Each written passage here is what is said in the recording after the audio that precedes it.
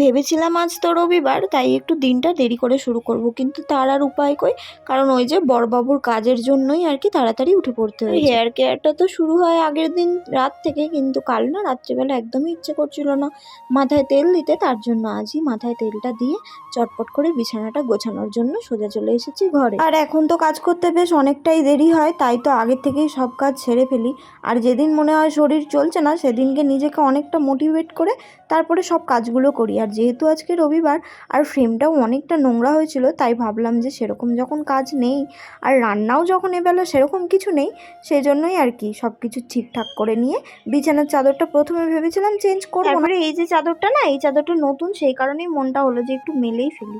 আর আজকে তো খাওয়া দাওয়া করার পর একেবারে স্নানটা করেছি, এখন একটুখানি রেস্ট করবো। এখন জানো তো দুপুরবেলা আর ঘুমও আসতে চায় না ভালোভাবে। তারপরে বিকেলে তো চলে এসেছিল মাম্মাম নিজের আঙ্কেলের সঙ্গে খেলা করতে। আর ও আসলে না আমাদের দুজনের মনটা অনেক ভালো হয়ে যায় ওর সঙ্গে একটু আনন্দ করার পর।